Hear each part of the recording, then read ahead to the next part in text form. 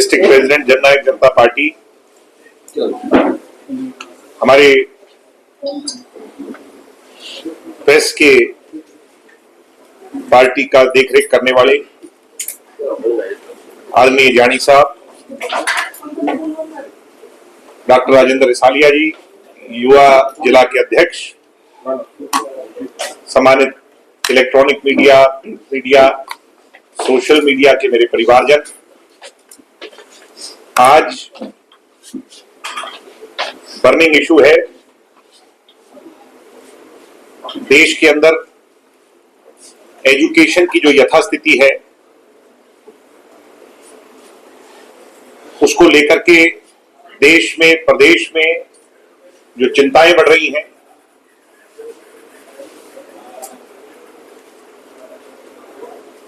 सबसे पहले नीट का पेपर रद्द होना, पेपर लीक होना,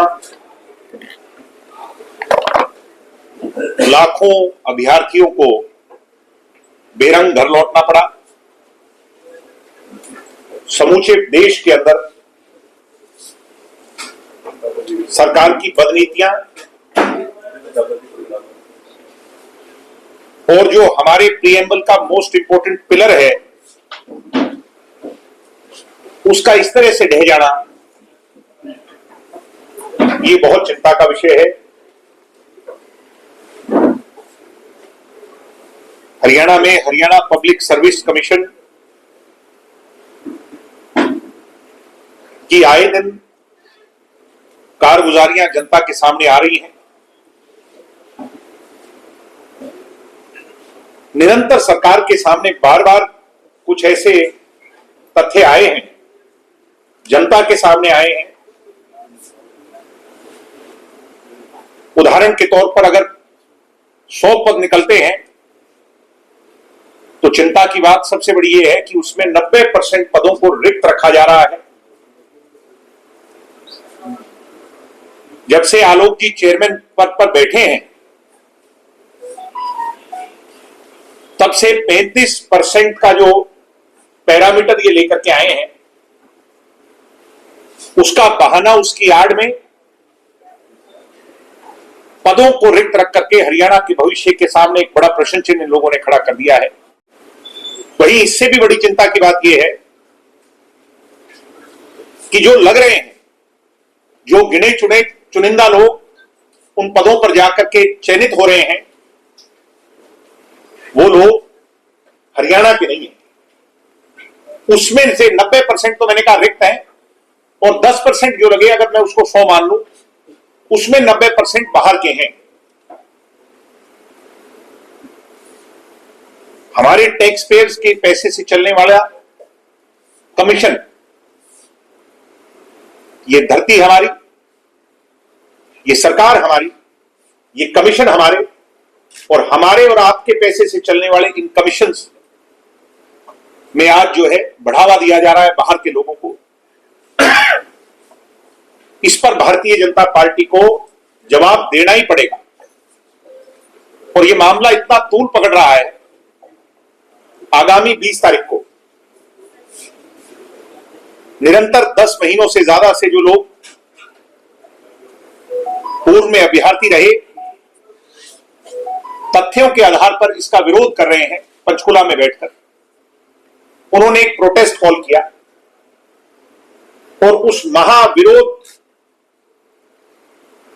जो धरना प्रदर्शन है उसके अंदर हम सब भी, और मैं तो कॉल करता हूं सभी राजनीतिक दलों को, मैं आग्रह करता हूं कांग्रेस के लोगों को जो विपक्ष में है, मैं आग्रह करता हूं दूसरे अन्य राजनीतिक दलों को कि उनके नेता भी 20 तारीख को पहुंचकर, और नेता ही नहीं, सामाजिक संगठन जो प्रदेश की जिम्मेवारी को अपने कंधों पर उठाने वाले लोग हैं, किसी भी वर्ग, किसी भी संप्रदाय, 36 बिरादरी के लोग आकर के हरियाणा के भविष्य को 20 तारीख को बचाने के लिए संगठित होने का काम करें, सिरों की गिनती करवाकर इस बेगैरत सरकार के सामने चुनौती बनने का काम करें। हम भी शामिल होंगे उन अभ्यर्थियों की आवाज में आवाज मिलाकर उनके साथ कदम ताल मिलाकर के इसका विरोध करेंगे। एक और चिंता का विषय है, प्रदेश में जो निरंतर गुंडागर्दी बढ़ रही है। कल एक वीडियो यमुनानगर से आई, एक छोटी बच्ची को सरेआम किस प्रकार किडनैप कर करके ले जाया गया, कैसे उसके साथ मारपीट की गई, बदव्यवहारी की गई। कभी करनाल से खबर आती है, कभी गुरुग्राम से खबर आती है, कभी रोहतक से खबर आती है। आपके यहां पर दवाड़ी के अंदर सीआईए इंचार्ज जो है, वो नशा विक्रेता के रूप में सामने आ रहे हैं। प्रदेश किस ओर जा रहा है? मैं तो मीडिया से भी आग्रह करूंगा कि आप सबको भी लामबंद होकर के हरियाणा को आज बचाने के लिए आगे आना होगा।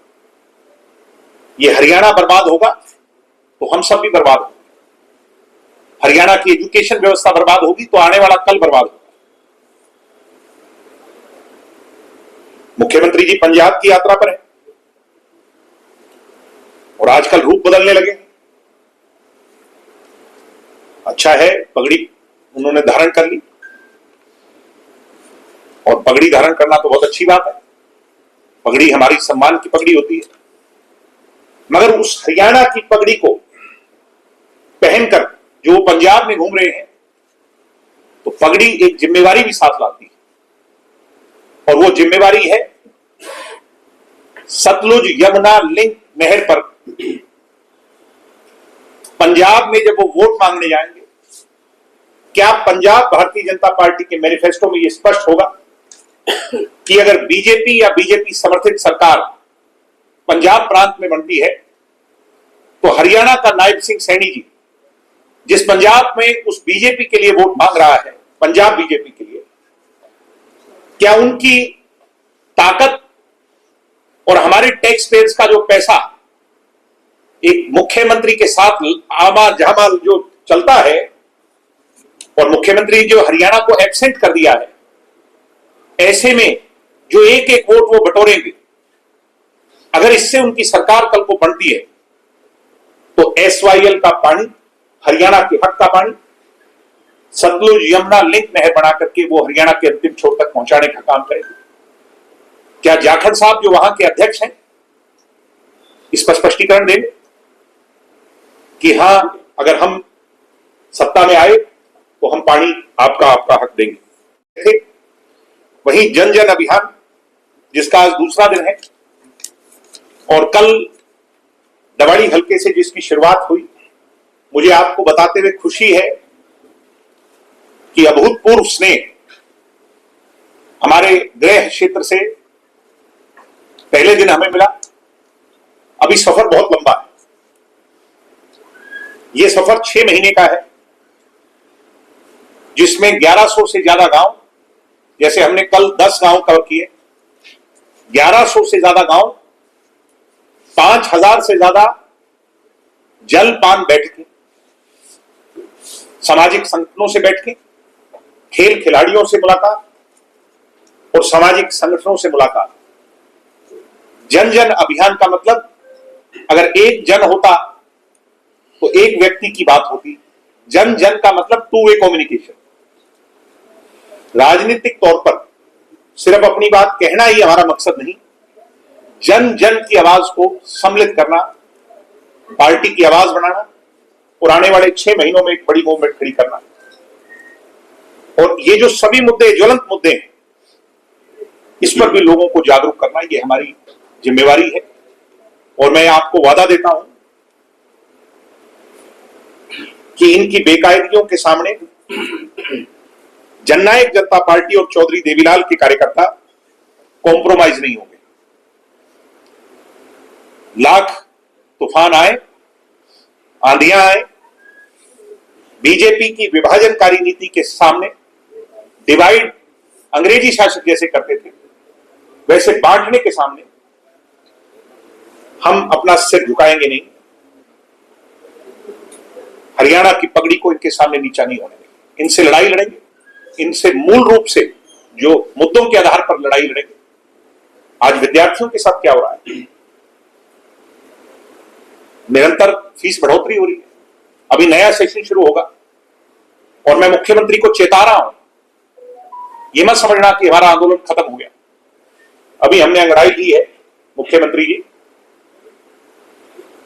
अगर छात्र संघ चुनाव पर स्पष्टीकरण आप नहीं देते हो, जो 2018 का 17 का हमारा आंदोलन था, जो नोटिफिकेशन मनोहर लाल जी के नेतृत्व में दी गई थी, अगर आप उसको जारी नहीं करते हो, छात्र संघ प्रत्यक्ष चुनाव हरियाणा में लागू नहीं होते हैं, तो फिर मुख्यमंत्री जी अगले 3 महीने के बाद ये विद्यार्थी आंदोलन खड़ा होकर आपकी सरकार से ईंट बजाने का काम करेगा। हो सकता है मुकदमे लगाकर आपने हमें डराने का प्रयास किया, हमारे साथियों को जेल भेज करके आपने हमें डीरेल करने का काम किया, मगर हम चैन से नहीं बैठेंगे, लड़ाई लड़ेंगे और आपके आगे झुकेंगे नहीं। हम व्यक्ति विशेष के खिलाफ नहीं है, हम बीजेपी की सोच के खिलाफ हैं जो हरियाणा को तोड़ रही है और बांट रही है। इसलिए मैं कहता हूं कि हम सब लोगों को मिलकर के एचपीएससी के आंदोलन में, एचपीएससी का आंदोलन एचपीएससी का ही नहीं, मुझे ऐसा महसूस हो रहा है ये जन आंदोलन बनता जा रहा है। धीरे धीरे सब लोगों की आवाज इसमें शामिल हो रही है।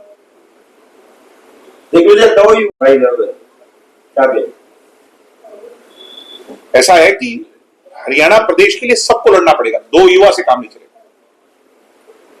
हरियाणा के करोड़ों लोगों को संगठित होना होगा। कुछ लोग कहते हैं कि ममता बनर्जी हार गई, कुछ कहते हैं कि भविष्य में क्या होगा, बीजेपी 21 राज्यों में जीत गई। मैं आपसे पूछना चाहता हूं, क्या 21 राज्यों में बीजेपी जीत गई, 25 में जीत जाए, पूरे देश में जीत जाए, तो गलत नीतियों के खिलाफ क्या हम अपना सिर नीचा कर लें? नहीं गलत, ये सोचने की बात। बीजेपी का जीतना और बीजेपी की नीतियों के खिलाफ लड़ना, ये 2 अलग विषय। हम तब तक लड़ेंगे जब तक इनकी नीतियों को ना बदलें। मैं क्या कह रहा हूं, ये लोग शामिल हैं, इनके लोग शामिल हैं।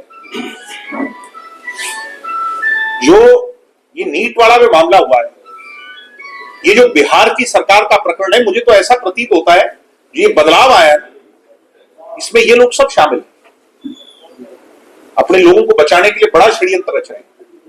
ऐसा ही यहां पर हो रहा है, ऐसा ही एचपीएससी में हो रहा है। मैंने आप लोगों के सामने निरंतर एचटेट को लेकर के बात रखी। अब क्या हुआ, हाईकोर्ट ने दस्तावेज सारे सील करवा दिए, यानी अनियमितताएं हैं। जो बात हम कह रहे हैं वो एक दिन जरूर सिद्ध होगी। आज इन लोग प्रदर्शन कर रहे हैं, बात जानना चाहता हूं, प्रदर्शन करना चाहिए, वो उनका मौलिक अधिकार है। जब विद्यार्थियों ने, अभ्यर्थियों ने 20 मार्च को एक तिथि तय करके सबको कॉल किया, तो ये अपनी अलग खीर पकाने का क्या शौक है? सिर्फ राजनीतिक रोटियां सेकना एक मकसद है? क्या वहां झंडे लेकर पहुंच जाए हम? क्या मैं 20 तारीख को जेजेपी का झंडा लेकर वहां पहुंचूंगा? इन लोगों को राजनीतिक पब्लिसिटी के सिवाय तो दूसरा बचा ही नहीं। जनता आज एकजुटता मांग रही है। अगर 20 तारीख को इनकी पार्टी के अध्यक्ष और इनकी पार्टी के कार्यकर्ता और सभी पार्टी के कार्यकर्ता संगठित होकर के उन बच्चों के साथ लड़ाई लड़ते, तो क्या और ताकत नहीं होती? मगर इन लोगों को अपना अलग दिखाना, ये इनकी सोच है कि गाड़ियां छोड़ देंगे। अभी कह रहे हैं कि उसमें ट्रैवल करेंगे, ट्रेन में जाएंगे, ई रिक्शा में जाएंगे, बसों में जाएंगे, इनके बसों में। ये प्रोपेगेंडा वाले लोग हैं। मूल मुद्दे क्या है देश के, उनसे ध्यान कैसे भटकाना? नीट का इतना बड़ा बाउंडर मच गया, तो कैसे भटकाओगे? ई रिक्शा पे बैठ के भटकाओ। जब भी कोई सवाल देश की सरकार के सामने मुश्किल सवाल आता है, तो वैश्विक समस्या, आपदा, अभी आज का मैं बयान सुन रहा हूं आदरणीय प्रधानमंत्री जी का कि अगर संभले नहीं तो बहुत बड़ा नुकसान हो जाएगा। इसका मतलब कुछ और छुपाने की बड़ी तैयारी है। ये बीजेपी है। दिग्विजय जी, निगम चुनाव जो हरियाणा में हुए हैं, मैं कह रहा हूं सर, तो क्या विपक्ष कमजोर है जो सरकार को? मैं कह रहा हूं कि हमें सबको संगठित होना होगा, आपको भी होना होगा। आज ये आंच सिर्फ राजनीतिक तौर पर नहीं, ये हमारे मूल ढांचे पर आ रही है, आपको भी होना होगा, कल को आंच आप लोगों पर भी आएगी। इसलिए मैं बार बार ये कह रहा हूं कि हमें सबको संगठित होना होगा इनसे लड़ने के लिए, अन्यथा गुलाम होना तो बहुत आसान है, लड़ना मुश्किल है। लड़ने का जज्बा हमें सबको, संघर्ष का जज्बा वो मादा सब में है, उसकी पहचान करनी है।